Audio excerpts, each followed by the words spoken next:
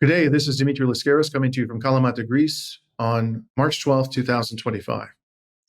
Today, I'm coming to you to make an announcement regarding my legal practice. My announcement is that effective this week and for reasons related to my advocacy for Palestinian human rights, I've decided to withdraw from the partnership of the law firm in Toronto of Kalloghlian Myers LLP. Why have I made this decision? Well, since Israel's genocide began in late 2023, Kalloghlian Myers, unfortunately, has received hundreds of baseless complaints from supporters of Israel about my defense of Palestinian human rights. I'll have more to say about those complaints in a moment. I care a great deal about this law firm. The lawyers of Kalloghlian Myers are, in my view, top-notch lawyers. They're not only preeminent in the field of class actions, they're also individuals of the highest professional integrity. For those reasons, the firm has a very bright future. Sadly, however, we in the West live in an era where condemnation of Israel's Western-backed genocide is frequently met with smears, outright lies, and even threats. Although I stand by every criticism I've ever leveled against Israel and its supporters, I don't want Kalloghlian Myers to be disadvantaged in any way by my work in support of the Palestinian cause. I joined the firm in 2021, 6 years after I retired from the partnership of another Canadian law firm, Siskins LLP. I had a successful 12-year career at Siskins in the field of securities class actions. By 2015, after more than 20 years in total of legal practice, I had achieved financial security. I no longer needed to derive an income from the practice of law. When I decided to leave Siskins and being cognizant of my good fortune, I decided to retire for the purpose of focusing on independent journalism and pro bono legal services, particularly for Palestinian solidarity activists who had been targeted by the Israel lobby for their advocacy. And let me tell you, there's no shortage of solidarity activists in Canada who have been so targeted. From 2016 to 2021, during which time I was independent of any law firm, I performed a total of 2,500 hours of pro bono legal work. That's an average of more than 400 hours per year. I considered that, being a professional in a position of fortune, to be my minimum obligation. At this point, allow me to digress for a moment. In Canada, a study was just published which examined the pro bono legal work done by Canadian lawyers. The study found that in 2024, fee-earning lawyers in Canada performed an average of 9.9 hours of pro bono legal work per year. The study noted that when it comes to pro bono legal work, Canadian lawyers continue to lag behind lawyers in the United States, the UK, and Australia, all of which have legal systems that are very similar to the Canadian legal system. Personally, I believe that the meager commitment of most Canadian lawyers to pro bono legal work is inexcusable. On average, Canadian lawyers make substantially more income than the ordinary Canadian. Moreover, lawyers have become so expensive to average Canadians that millions of Canadians cannot afford legal representation even when they desperately need it. If you can't afford to be represented by a lawyer in the adversarial legal system that we have in Canada, and you're faced by an adversary that can afford high-quality legal representation, for example, a large corporation, then you will be at a massive disadvantage in that legal system. That's just reality. You don't have to take my word for it. Listen to the judges of this country, many of whom have bemoaned for decades that Canadians suffer from what they describe, these judges, as a crisis of access to justice. In my view, there are two reasons why so many highly compensated lawyers do so little pro bono legal work in Canada. First, the priority of most lawyers whom I've met is to maximize their income. And of course, the more legal work they do for free, the less time they will have to devote to paying clients. Second, although Canadian law societies, the entities that regulate the legal profession, encourage their members to do pro bono legal work, they generally do not require them to do so. The reason for this, in my opinion, is simple, and that reason is so-called self-regulation. For too long, lawyers in Canada have been accorded the exorbitant privilege of regulating themselves. And as I've said many times, self-regulation is an oxymoron. To be effective, regulation must be entirely independent of the regulated. The effectiveness of our so-called justice system depends on the abandonment of self-regulation. But the political elite in Canada, many of whose members are themselves former lawyers, and many of whom receive generous political donations from affluent lawyers, have no interest in reforming the system from which they benefit. I'll have more to say about self-regulation, I am sure, at a later date. Now, in 2021, after 6 years of practicing law on my own, I joined Kalloghlian Myers. I did so at the request of the firm's founding partner, Serge Kalloghlian. Serge was one of my associates when I was a partner at Siskins, and when he decided to start his own class actions law firm, he thought his new firm would benefit from having a senior experienced lawyer like myself. I accepted Serge's proposal on essentially two conditions. First, that I work for the firm on a part-time basis, and second, that I be permitted to take on any pro bono matters that I wanted to take on. Serge readily agreed.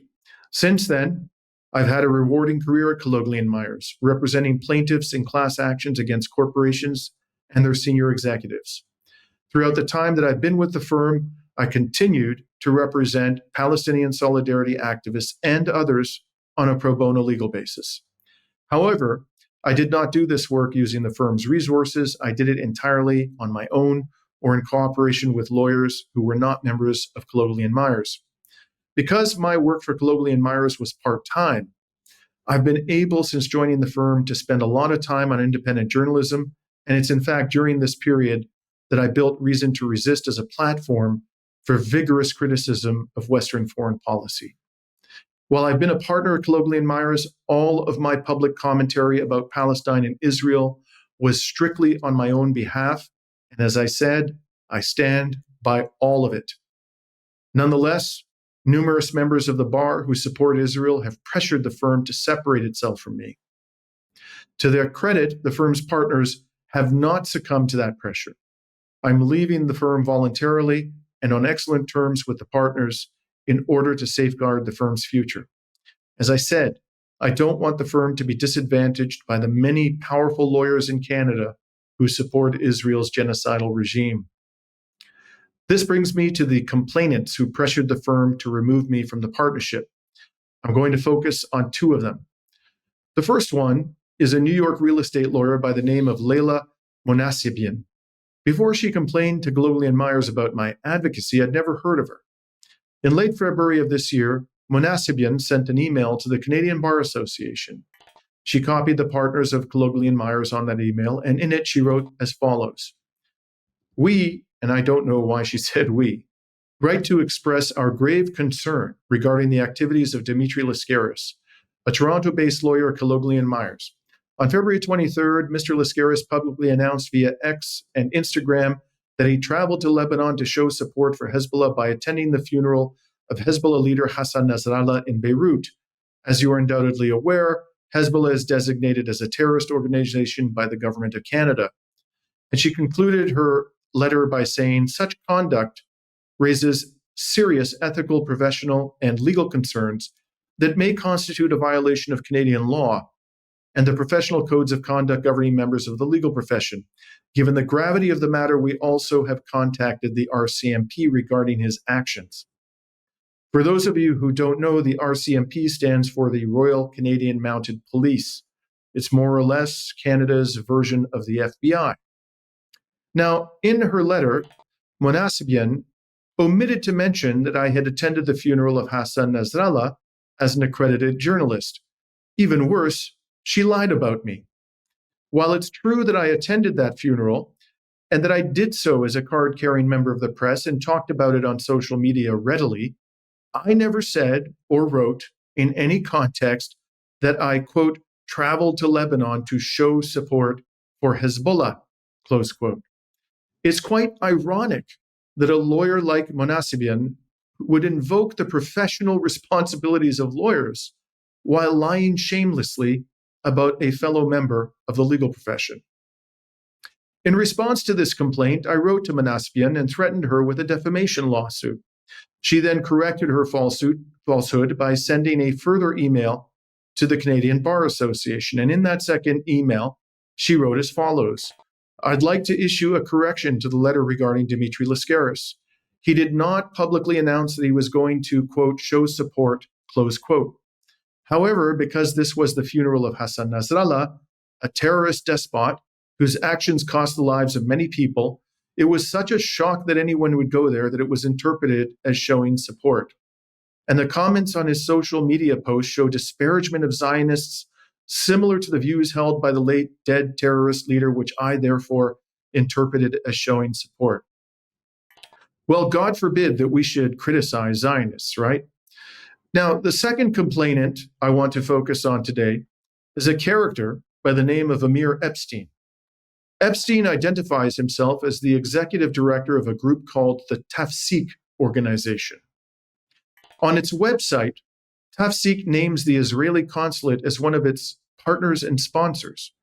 And according to its website, the organization was created shortly after the attacks in Israel on October 7, 2023, by Palestinian militants, by which time, of course, Israel's sadistic, barbaric, genocidal rampage in Palestine had begun. In early March, Amir Epstein sent a letter to the partners of Kalloghlian Myers and to the Barreau du Québec. The Barreau du Québec is the organization that regulates lawyers in the Canadian province of Quebec. Like Monasebian, I had never heard of Epstein or Tafsik before I saw Epstein's complaint about me.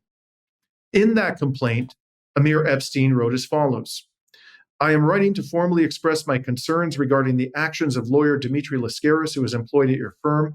It has come to my attention that Mr. Lascaris traveled to Beirut to attend the funeral of Hezbollah leader Hassan Nasrallah on February 23, 2025. As you are likely aware, Hezbollah is designated as a terrorist organization by Canada, and Mr. Lascaris' attendance at the event associated with such an organization raises serious ethical concerns.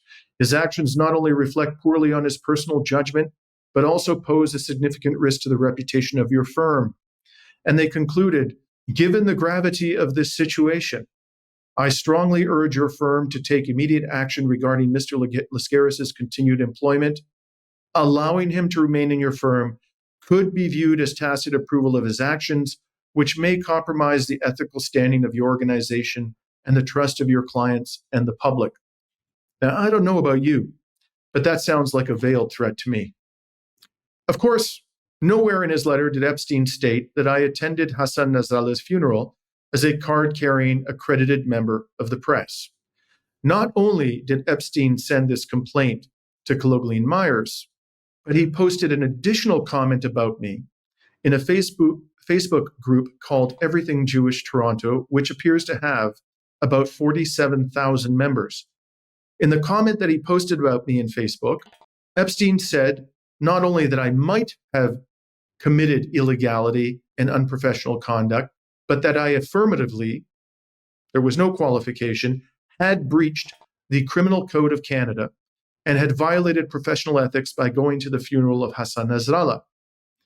Nowhere in that comment in Facebook, just like his letter to the firm and to the Barreau du Québec, did Epstein disclose that I had attended the funeral as an accredited member of the press. Moreover, in his Facebook post, Epstein provided links for sending a form letter complaining about me to both Kalloghlian Myers and the Barreau du Québec. Predictably, in the days that followed, Kalloghlian Myers received hundreds of those form letters. Upon learning of Epstein's comment in the Everything Jewish Toronto Facebook group, I sent a demand letter to Epstein as well. In that demand letter, I wrote as follows: Dear Mr. Epstein, it's come to my attention that earlier this month you posted a comment about me in a Facebook group named Everything Jewish Toronto. It's my understanding that the group has 47,000 members. In your post, you made reference to my attendance at the recent funeral of Hassan Nasrallah. You did not, however, disclose that I am a member of the Canadian Union of Freelance Journalists, that I attended the funeral as a member of the press, and that the organizers of the funeral granted to me press accreditation prior to the funeral. In your post, you claimed that by attending the funeral, I had breached the criminal code and had acted in a manner that violated the applicable code of ethics for lawyers. Your claims are false and extremely defamatory. Accordingly, if you do not delete your post and all similar posts you might have made on any other platforms within 24 hours of the sending of this email, then I will commence a defamation action against you in a court of competent jurisdiction. In that action, I'll seek not only compensatory, but also punitive damages. Unless you confirm to me in writing that you have deleted the offensive post and all similar posts you might have made about me on other platforms, I'll assume that you have not complied with this demand. 1 hour after emailing my demand to Epstein, I received his response. In it, he wrote as follows: Mr. Lascaris, your public profile states you are a lawyer and nothing about being a journalist. The post was deleted. Now, in his response, Epstein didn't explain what he meant by public profile. And frankly, I have no idea what he meant. All I know is this: it simply takes one single Google search, entering my name into the Google search engine, to determine that I identify as a journalist. In fact, if you search my name on Google, the word journalist appears all over the place. Now, one would think that a person like Epstein, who claims, by the way, to have a law degree from some university outside of Canada that I'd never heard of, would know or have a minimal degree of competence in searching the public record. Now, either he has that competence and didn't do any research on my background before he issued this scurrilous complaint about me, or he knew that I was a journalist and simply omitted in bad faith to disclose that fact when he complained about me. Now, some of you may be wondering at this stage whether it's my standard practice to threaten Zionists who smear me with lawsuits. I can assure you that's not the case.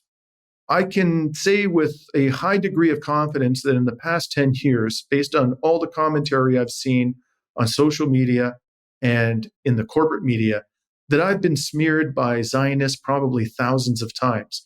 But I've issued defamation demand letters in less than 10 instances. In this particular case, I took the unusual step of threatening litigation against Epstein and Monasebian because they communicated their lies to the bodies that govern lawyers or to the law enforcement authorities. And like all the other instances in which I issued threats of defamation litigation, they folded up like a cheap suit as soon as they received the threat. This, by the way, is not the first instance since this genocide began in which I've had to deal with complaints about my conduct from a professional ethics perspective. Since October 2023, I've had 4 separate complaints filed against me with the Law Society of Ontario. I knew of the identity, I was aware of the background of 2 of the complainants, but the 2 others were new to me. However, when I researched their public commentary, it was apparent that all 4 of them were fanatical, and I repeat, fanatical supporters of Israel. I want to say a few words about these 4 complaints. First of all, under the procedures of the Law Society of Ontario, when a complaint is filed against a member of the Law Society, the complaint is subjected to an initial screening by a screening officer appointed by the Law Society. And if that screening officer determines that the complaint does not have sufficient merit to be elevated to a disciplinary tribunal, the complaint ends there, subject to any appeal that the complainant may wish to pursue. In the case of all 4 of these other complaints that were made after October 2023 against me with the Law Society of Ontario, none of them was elevated to a disciplinary tribunal and were disposed of by the screening officer, even without any input from me. I only learned of the complaints when the screening officer copied me on a letter to the complainant advising that there would be no further action taken on the complaint. The second thing I want to say about this is that I can't disclose to you the identities of the complainants or the details of their complaints, even though I will say that they were all related to my advocacy for Israel, because the regulations of the Law Society of Ontario prevent me from disclosing that information. I'd be happy to do it otherwise, but I'm professionally obligated not to disclose it.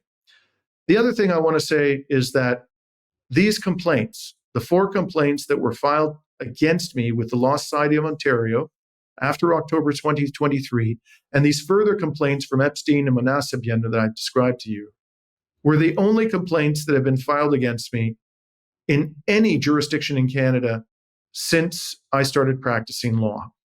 That's right, folks.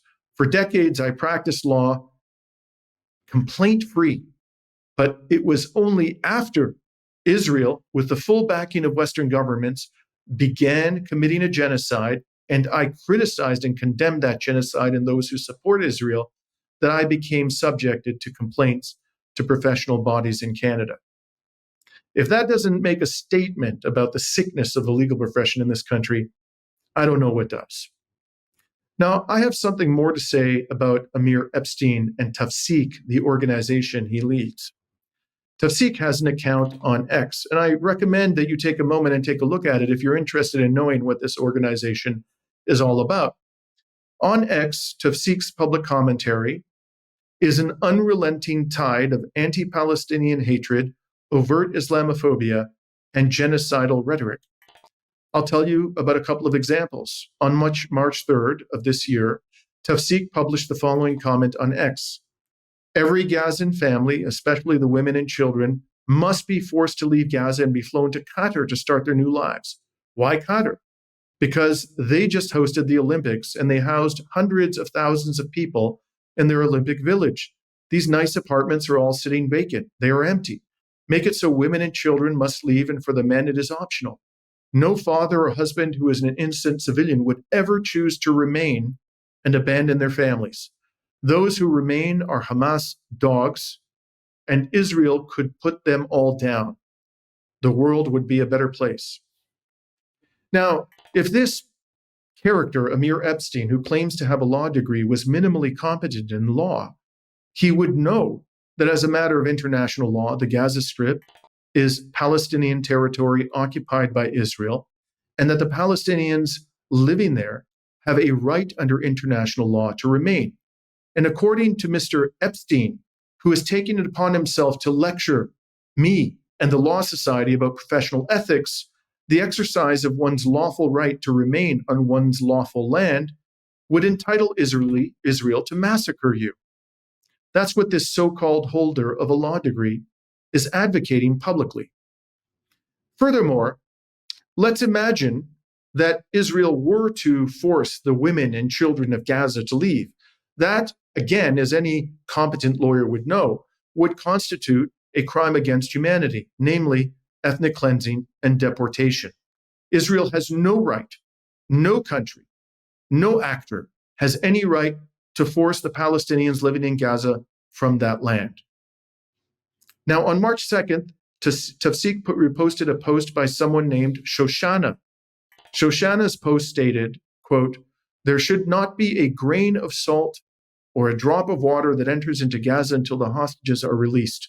The UN has stopped aid to Yemen because UN staff are held hostage, so I think it's only fair Israel take the same approach." Again, if this person, Amir Epstein, who claims to have a law degree, were minimally competent, he would know that the International Criminal Court has indicted the sitting Prime Minister of Israel, Benjamin Netanyahu, and its former Defense Minister, Yoav Gallant, in part because they withheld humanitarian assistance from the people of Gaza, subjecting them to collective punishment and starvation. The International Criminal Court has rightly characterized this as war crimes and crimes against humanity. In effect, by reposting this tweet, Tafseek is advocating for the use of starvation as a weapon of war, a serious crime under international law. As for Shoshana's claim that the UN stopped sending aid to Yemen, I've seen no evidence of that. And in fact, in January of this year, the UN announced that it was seeking $2.6 billion in urgent humanitarian assistance for Yemen. Now, finally, on the subject of Tafseek's public commentary, at the recent Academy Awards, a film called No Other Land received the Oscar for documentary film feature. The film tells the story of Bassel Adra, a young Palestinian activist resisting the displacement of his people, and Massaf Riyata, and his friendship with Yuval Avraham, an Israeli journalist who came to help the villagers in their struggle. Since the Oscar was awarded to No Other Land, Tafseek has repeatedly used its X account to denigrate Yuval Avraham, an Israeli. Tafseek has referred to Avraham as a, quote, disgusting liar, stupid, a giant putz, an international embarrassment, and a filthy dog. Again, this is the organization that is lecturing the Law Society on my professional obligations. Now, for now, that's all I have to say about Epstein and Tafseek. Based on my prior experience with Zionists, I suspect that the lawyers who have complained about my criticisms of Israel will consider my departure from the partnership of Kalloghlian Myers as some sort of victory. Well, they could not be more wrong. As I mentioned, after more than 30 years in total of legal practice, that's how long I've been a practicing lawyer, I am in the fortunate position of not needing to make an income from the practice of law. Unfortunately, that's not true of the many young lawyers out there who want to speak out in defense of the Palestinian cause. Moreover, the fact that I will now do less work on class actions means that I will have even more time to devote to pro bono legal services for Palestinian solidarity activists. Finally, in closing, I would like to say a few words about the Canadian legal profession's response to Israel's genocide against the Palestinian people. Since the genocide began, I've been approached, as I've indicated, by dozens of young lawyers and articling students and law students who confided in me that they were torn by a crisis of conscience.